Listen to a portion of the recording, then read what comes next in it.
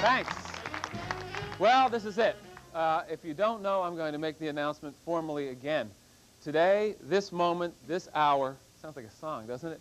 Today marks the end of the run for the program called Midday, more recently called Midday Live with Bill Boggs. This show, Midday, has been on the air for 16.5 years. This is the end of the run. I have been here since January 6, 1975. Some of our audience weren't even born when I first started this show. Today on our program, we're going to look back at past clips. You already saw some. And our producer, Gwen Barrett, has built into today's show about 12 mystery guests. I'm not even sure who these people are, but that's not unusual for me hosting the show. But we've got at least 12 mystery guests. I do know that we have Lionel Hampton Quintet who's going to be performing. Yeah. And we also have Kids to Go are going to be performing, and we have... That's good. And we have some loyal audience. These are people who wanted to come down and be here for the last show. And the audience said they wanted to interview me to start things off. After almost 12 years of asking questions, I'll be happy to answer. Let's go. What do you want to know? Yes, sir. My turn. Yes, sir. I would like to know, Bill Boggs, since you have the best magazine show in Manhattan or New York City, are you leaving or are you being pushed out? We're being changed. It's kind of like a lube job. The station is changing the concept of the show into a more light, entertainment-oriented show. So a new show called Made in New York is coming on, and that show will involve a totally different, it should be a totally different kind of program, and I bet it's going to be good. So I would say we're being changed and partially being pushed out for sure. But that's okay. That's TV. But we 16 want you years. back. What? We want you back. You want me back? I'll come to your house. Oh, that's nice. I appreciate that. Hey, I'm not necessarily going anywhere. I may still stay on Channel 5. I'm talking to people about doing that, but I can always come to your house for lunch because I'll have time. I'll have time now. All right, next question. Yes, sir. Right up. Just move right down the mic. Hi, Bill. Hi, Mark. It's been almost 10 years, but do you remember the time that you made a quiche Lorraine with Robert Klein and Dick Shawn using earthworms? Yes, I do, and I didn't eat it that day. Do you remember who tasted it? Yeah, you did, Mark, because you were an intern at the time. I want to thank all the interns. Fine, next question. I just want to know, do you smoke cigarettes? No, I don't smoke cigarettes. Yes? Bill, of all the shows you've done, who's been your favorite guest? You know, that's a great question. My favorite guest goes all the way back to 1975 when I interviewed Frank Sinatra for the first time in the history of television. We did a 1-hour interview with Frank Sinatra, and it was very nice of him to come. So he's been my favorite guest. And that man with the beard who was asked the first question, he's my second favorite guest. Thank you. Yeah. Next. Hi, Bill. I was always curious, what kind of a diet do you think is best? I prefer the talk show host diet, and maybe I'll write a book about that. Who knows? I think you eat your proteins in the middle of the day. Around the end of the day, eat pasta in the evening, and try to eat a lot of roughage. And that's it, buddy. What else can I say? These are really serious questions. I've got some fun. Are you a vegetarian? What? No, I'm not a vegetarian. No. Can you see the hamburger in my back pocket? Yeah, let's get this woman up here. Yeah. How old is your son? My son, 20 months old. Oh, how lovely. Thank He you. looks a little bit like you, too. Next up. Hi, Bill. Hi. I know you live in Midday Live, but what is going to happen to the comedy hour? You mean Comedy Tonight? Right. Comedy Tonight went off the air in September. Where have you been? Wait, you've been smoking cigarettes with that other guy who asked the question. Because, no, Comedy Tonight went off the air around September 20th. And we did 110 shows. It should be back in some incarnation, some kind of a late-night program. I got 1 minute left. It's a giant show today. I'll take 1 or 2 last questions. Hurry up. Hi, Please. Bill. What type of fitness program or health program do you use to stay looking so healthy and young? If you do. Sex. That's it. Next. Next question. I understand you did a pilot with Ann Abernathy. Will you be back on 5? Okay. I might as well say it right now. Now, I have 2 basic things. I did a pilot for Ted Turner, and if that show is sold, it will be a national show, and it will be on the air. It may not be sold. It may be sold. I may be developing something here for Channel 5 with the new management. However, my ultimate goal, and I'm going to reveal this right now, is I intend to run for president. If these other things don't come through, I'll be going to Iowa. I'll be going to New Hampshire. I've got nothing else to do. And besides, wouldn't you like me to be the leader of the free world? I'm ready for it. We'll be back right after this. Thank you. Well, it's very hard for me to say goodbye to the viewers of the show and to Bill Boggs, who's done such an outstanding job and such a wonderful person, and to your producer, Gwen Barrett. It's sad. I don't really feel as though I'm saying goodbye, because I'm sure you'll be back in the public's eye and the public's mind in lots of new ways. Well, I'd like to say that I've enjoyed being on this show many, many times. I recall some years ago when I was city clerk, I performed a marriage ceremony on Valentine's Day. We remember that. I've discussed many, many issues. It's been an excellent show. I'll miss Bill. I'll miss the show. I think it's sad that there will be no more Midday. Well, I thought you would. But the point is, I think that the absence of this public debate on every level, including all of your troop demands, and the grantings of those demands, was something that we have to really pin down on the shoulders of Lyndon Johnson. He deliberately lied or withheld information, although he had promised during the campaign with Goldwater that he would not lie or withhold, and he deliberately did this, and the American public knew nothing of what was going on, and neither did the Congress. And Gulf of Tonkin itself, that resolution, came out of ignorance as well. I totally disagree with this. I thought you would. I think Mr. Johnson's motives were certainly honorable. I don't think he intentionally lied. I don't think he intentionally held anything back from the Congress. I have every reason to believe that he kept the congressional leaders informed on every one of his moves. One thing, though, is if you... But he believed you, General. I think what happened with Lyndon Johnson, you knew him far better than I, because I didn't know him at all. He believed you when you were over-optimistic, when you said you could end the war, and he, I think in his heart, not being a military man, that's not true. I think he totally believed you. Yeah, well, I think he believed me, but on the other hand, I was not overly optimistic. Every prediction I made came true. Never did I say when the war would be over. I never made the forecast that we could end the war at any given time frame. Never, never. This is all fiction, all friction, fiction and friction. I remember that, and this is Geoffrey Holder. Geoffrey. Nice to see you. Thanks for coming. I wouldn't want to miss it for anything in the world. You know, we've had some fun together over the years on the show. You never got involved in one of those serious ones like we just saw there. But... No, I remember it was Thanksgiving. We had marvelous dinners here. Yeah, that was a lot of fun. Yeah. Were you on the show at the time we had both Gregory Hines and Maurice Hines, and both of the Hines brothers were sitting at the Thanksgiving table, and in unison both flipped backwards during the meal? No. That was funny. I wouldn't. Thank God I wasn't here. I would have been upstaged. Well, you know, we'll see each other privately, but it's been a great pleasure working with you. Because I always knew when Geoffrey Holder was coming to the show that I'd get to hear this voice. Oh, Bill. Oh, wait, we have another mystery voice. Do you remember the time attorney Ceceil Welch and high society publisher Gloria Leonard got into a hot debate about telephone sex? You are entitled to your own personal opinions or predilections or proclivities, if you will. That does not necessarily speak for the several 100,000 up to 500,000 people a day who do call our service. So obviously that underscores its popularity as well. It may be popular because it's available. The fact that it's available doesn't make it right. The fact that it is indeed part of a disease that's destroying the morals of this society is the basis of what I'm talking about. I can't see that knowing about sex or wanting to know more about sex is destroying anything. If anything, it's advancing the way we deal with one another. This is telephone conversations, obscene telephone conversations between people. And the concept that the gentleman that was on before us, when he said that young people could not use this because they don't have credit cards, is nonsense, because he was the one who said that he used money in advance to someone in order to pay for this kind of conversation. Yes, but that's highly unusual, and most of these phone services have too much to risk or to lose to deal with anybody underage, and they can generally tell from the voice of the caller if it's a minor. Could you tell from that voice that the person who introduced that was Loretta Swit? Hi. Thank you for coming. I wouldn't miss it. You know, I want to tell you something that, you know, you were on our show once before. Yes. Quite a while back. And the director, Jim Shasta, are you married? Yes. Oh, because he had such a crush on you. He didn't stop talking to you for the longest time.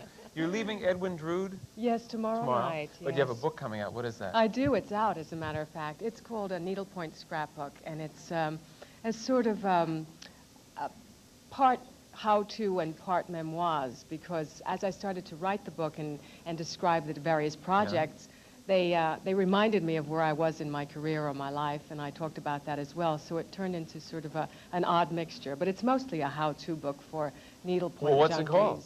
A needlepoint scrapbook. You know, the old talk shows never forgets. Years and years from now, somebody will tell me about a book. I say, well, what's it called? And my arms will pop into this position as if I'm holding it up to camera, too. Let's go to our next mystery voice. Bill, remember comedian and activist Dick Gregory's outrage at a country and a system that can send a man to the moon, but that cannot feed its starving people?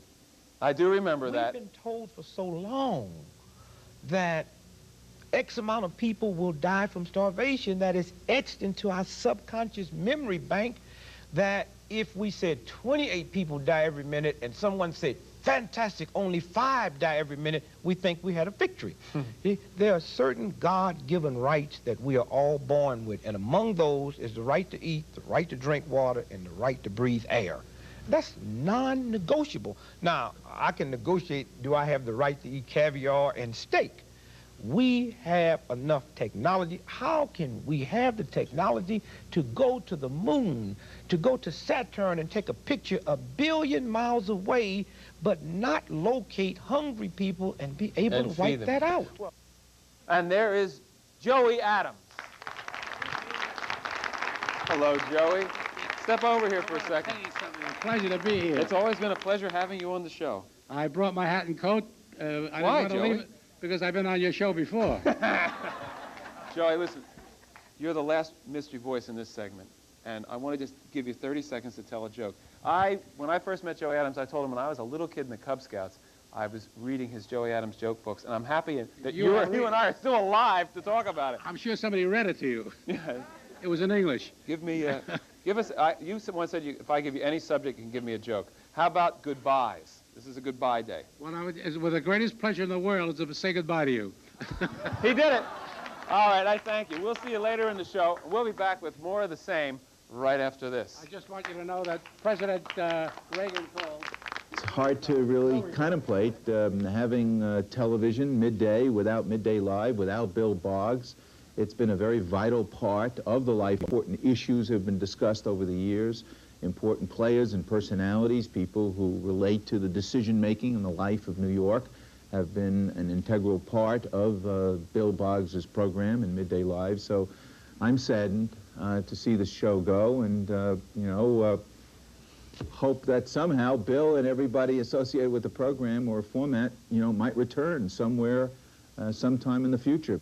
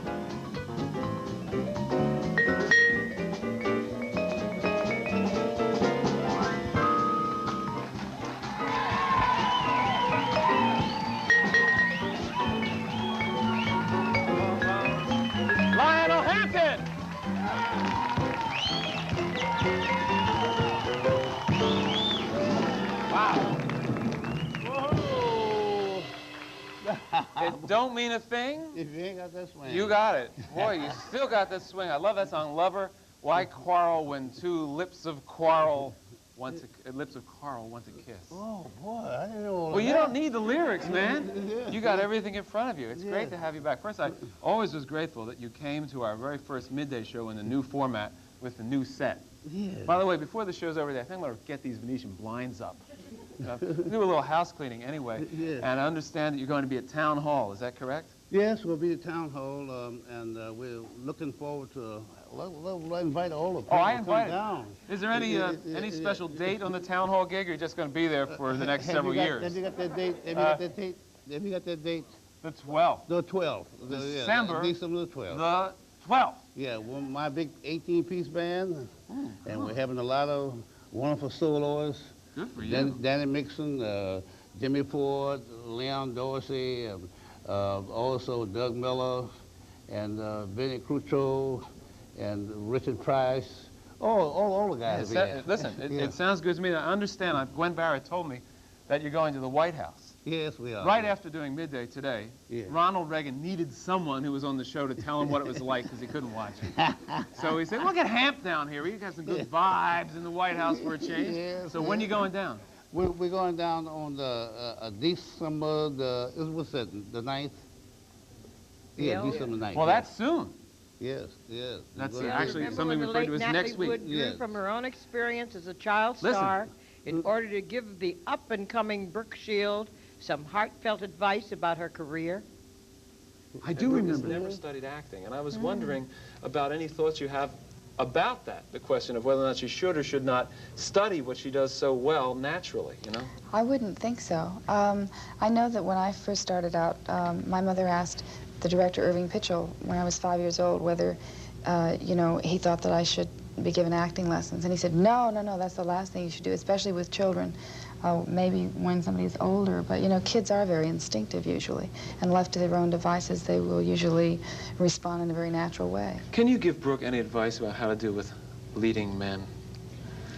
She's going to come across quite a few in her lifetime. I don't think Brooke is going to need too much advice. I mean, I think Brooke seems really bright and together, and thank you. Astonishingly beautiful. I mean, my God. For sure, really. Lionel, I thank you very much. Did you recognize, everybody recognize Natalie Wood and Brooke Shields? And the voice was the one and only, the great song stylist, Sylvia Syms. Sylvia, come on over here. All right. I assume you two have met. Lionel and I, never. Sylvia's going to sing later in the show. I am? Yeah. All right. Not now. But before I leave, can I give him a smooch on his cheek? Hit him. On account of we used to be such good friends. Wow. Not B.A.D., not B.A.D. Oh, yeah. Sylvia, stick around for a second. We have a moment. Do you remember your first appearance on Midday and how I introduced you?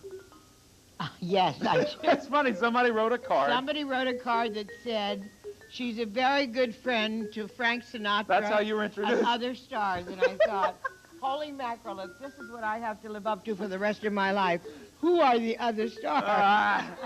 That was a little bit of errant research, one of the very few times. Bill, anything remember like that when the ever Godfather happened of Soul, in the history of the show. James Wait, Brown listen. told you exactly what inspires him to write his songs? How do you work, James? Do you need to be in the studio and work with the musicians? How do you actually write a song? Well, I don't know. I get that message from the spirit, and I just kind of go what I feel. I've never taken formal lessons, right? But you don't really have to. I lived it all my life. I've seen things go down, unfair justices and things, and I've also seen things that made me happy. But I try to relate to people. If people are not involved, then I figure we're not doing anything. And to see everybody involved, what they're doing this morning, makes me feel very, very good, because when people are involved, regardless of what you're doing, in music, it's always good to hear. Gospel, jazz, rock, soul, whatever. If it moves you. It's music. Yeah. It's people and it's soothing to the soul. And here's Andre De Shields. Hello, Andre.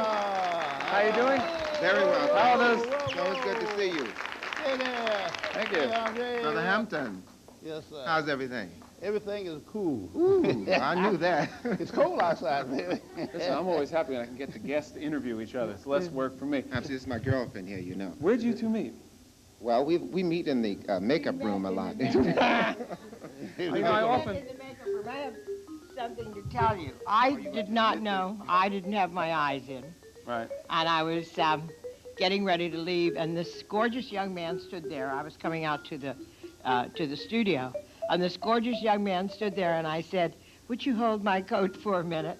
I thought he had been asked to come. I thought he lost the short straw and came to get me.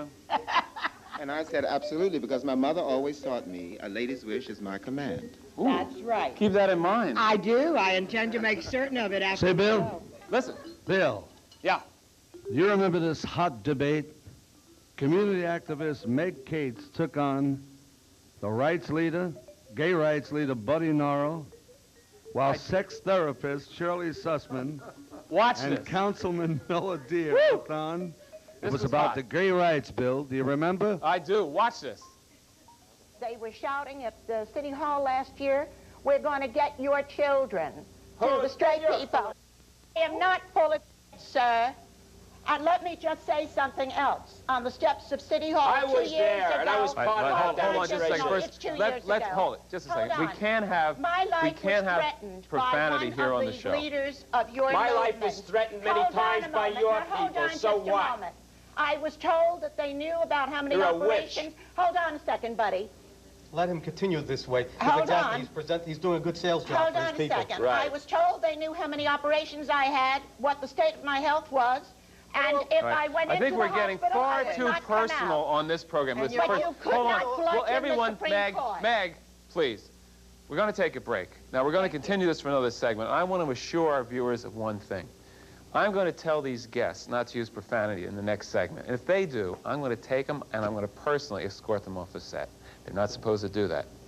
We'll be back right after this. And there's Meg Katz in the audience. Meg, it's been wonderful having you with us on many shows. You were never boring. Thank you. Thank you. And the voice that introduced that rather heated debate is the voice of a good friend of mine I met on this show, Mr. Danny Aiello. Hey, Danny. Good to see you. Thank you. Good luck to you. Danny, wait a second. It's true. Danny, do you remember, can you recall the first time we met and what your association was? 'Cause I remember, in case you don't know. Well, the one that I remember mostly was I was doing Knockout on That's right, Broadway. the play on and Broadway. you gave me 45 minutes on your show to go about boxing and to show how we had gotten ourselves in shape. As a matter of fact, the show lasted 6 months, and I think it was primarily because of you. Well, the critics wanted it to close in about a day and a half, but you kept it open for us. Thank you for coming today. My I pleasure. want to point out a couple things. Andre de Shields is currently in Stardust. Right. Sylvia Syms is going to be singing later. And what are you doing? I'm doing House of Blue Leaves at the Plymouth Oh, you're Theater. back in the House of Blue Leaves. That's right. I saw you in it before you left. We'll be back right after this. Well, I feel terrible about it because Midday had become a New York City institution. It was one of the few places where you could show human interest stories about real people doing real things that explored the problems, the issues in some depth on television, and also was upbeat. So I think it's terrible and feel very sad we're losing a New York institution. It was on 16 years, which is a long time, I guess, for television, and we'll miss it very badly.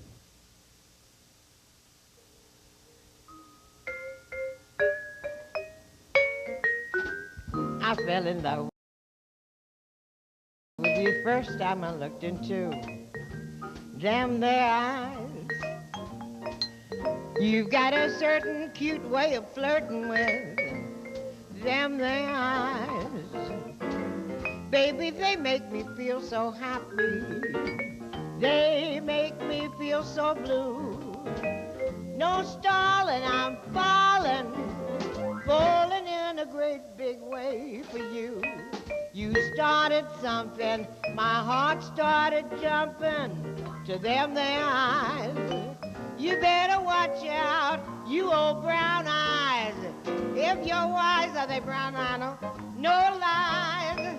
They sparkle, they bubble. They're gonna get you in a whole lot of trouble. There's danger lurking and you're overworking them their eyes.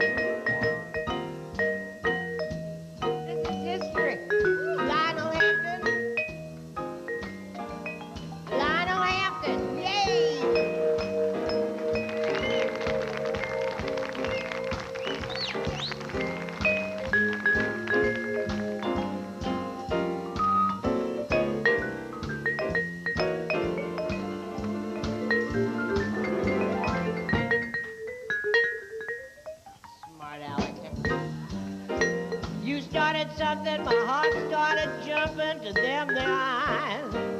You better watch out, baby, brown eyes, if you're wise, no lies. They sparkle, they bubble, they're gonna get you in a big bunch of trouble. There's danger lurking and you're overworking them. Them there eyes. Oh yeah.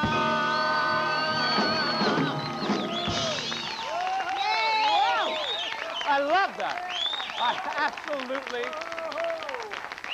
I love that. 30 seconds more. 30 seconds. Just boom. Just 30 seconds. Whoa. You better watch out, brown eyes, if you're wise.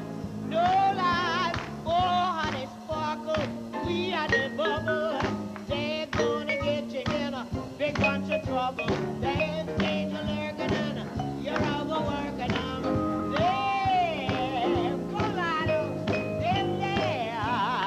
Lionel Hampton, ladies and gentlemen. Them there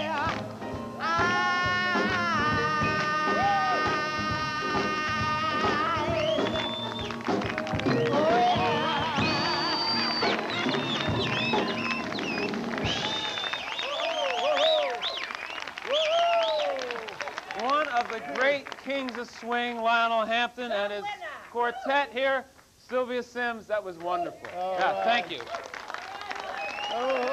Bill. Really. Sylvia, stay Bill, right there. We got another do you restored remember voice.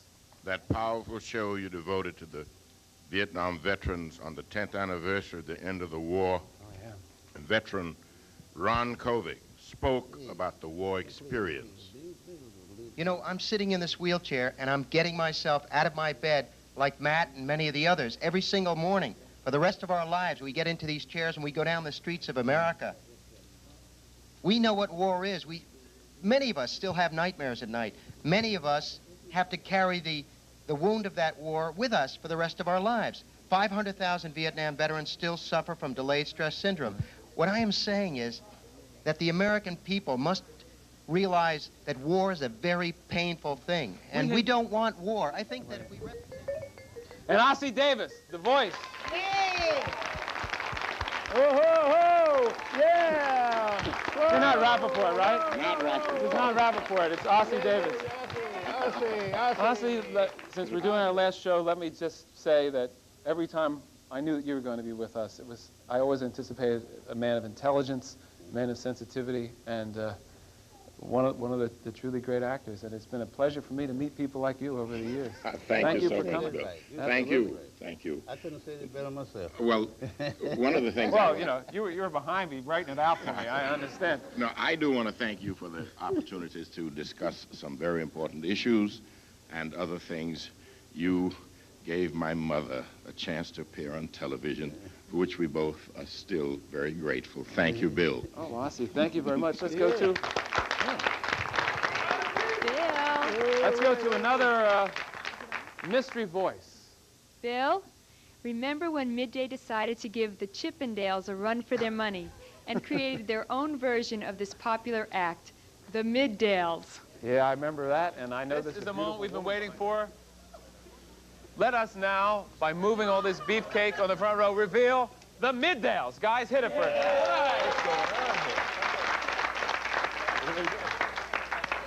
What a motley-looking crew we have here. All right, let's just have a little music and see how the Middales look when they dance. All right, music, please. I'm gonna sing it. Do it. And reach. Do it. Can you? It's total chaos here on Midday with the Middales not having any idea what they're doing. All right, okay, hold it, miss, wait. Cut. You gotta have some choreography. And the only way you can get choreography is to follow the Chippendales. So guys, we're gonna put the music on. You will lead these men to the heights of dancing perfection, okay? Don't hurt. All right, let's have a little music for the Middales and the Chippendales. Here we go. Follow the Middales. Hold it.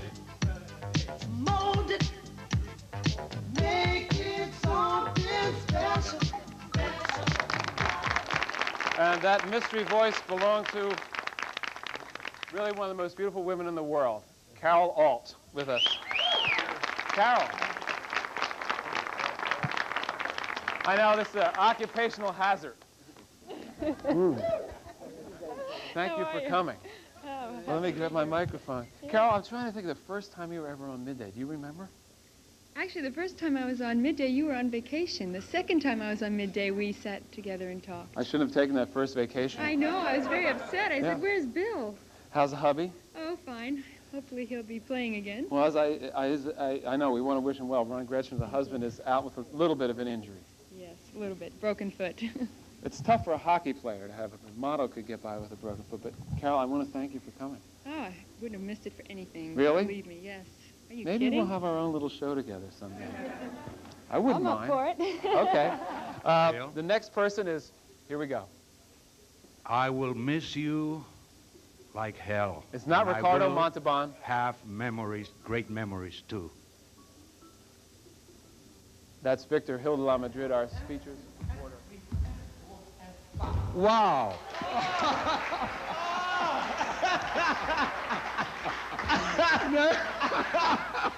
That's terrific.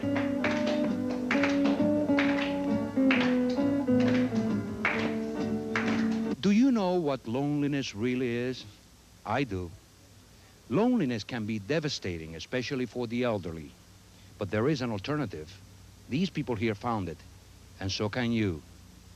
I'm Victor Gil De LaMadrid for Midday. And please now help me welcome the one and only, a true star, Mr. Raul Julia, an old friend. Good to be with you here. Good to be with you here. We've known each other many years. Many years. I believe that you and I started together showbiz back in San Juan, Puerto Rico. Puerto Rico, yeah. And look at you. What more do you want out of life at this point? I mean, you've had everything. What do I want? I want to be needed and wanted again by that one somebody. Just one very special person. Exactly. It's 10 p.m. Do you know where your children are tonight? All right. The best little whorehouse in Texas, that's where they are. Okay. If you'd like to see more of Charles, and I will be there very soon, too, to see the show for the second time. It's really fabulous.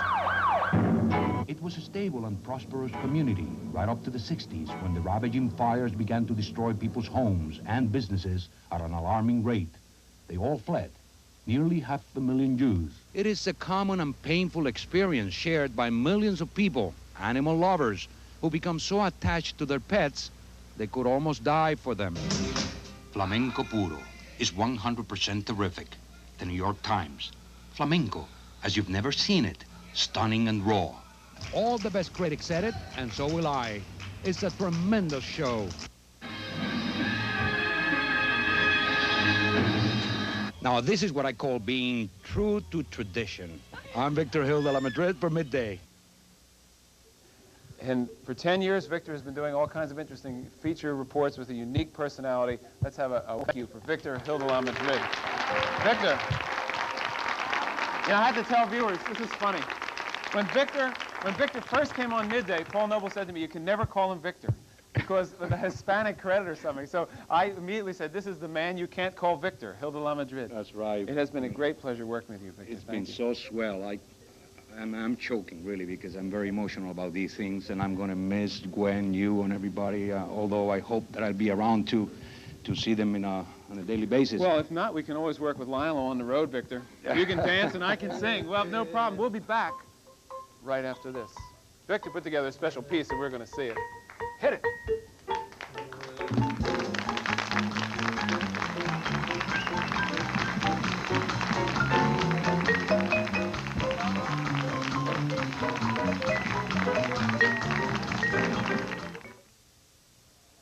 All right, folks, we're back. This is basically our last segment of Midday, so I have some kind of out of breath here, a little excited. Some special thanks to say. First, I want to literally, and I'm seriously, thank God for giving me the health to do the show for almost 12 years. And for this amazing opportunity, I really do. I want to thank our crew for always hustling. Thank you.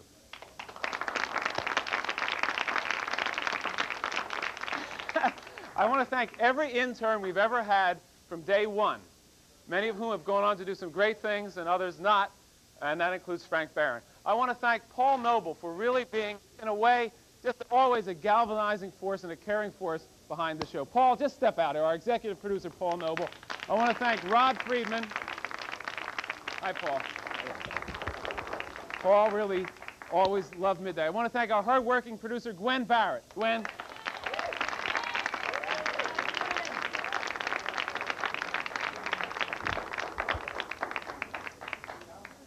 I want to thank Teresa Cofino and Susan Butler. If they want to step out, they can. Amy, Mauricio, and Linda, our current staff. We've had many staffs over the years. Also, basically, I want to thank Channel 5 for the opportunity. Larry Freyberg, Jim Coppersmith, Bob O'Connor, Bob Kunath, to come into your homes. If there's one thing I can say, I hope that whenever it's hit you, whatever day it's ever been, this show has in some small way been of value to you. I want you to stay healthy. We're going to see you at some point in the future, right? And I hope you're going to enjoy the new show, which is Made in New York, which starts on Monday. My final words, take it easy. Bill Boggs, we have a surprise for you. You have a surprise? What is it, honey? I can't tell you. Well, let's find out what the surprise is if you can't. Oh, yeah. Thank you. Greetings to Midday, to Bill Boggs, a cake. Well, this cake should last me about 12 more years. Thanks, everybody. Goodbye. I love you. Goodbye.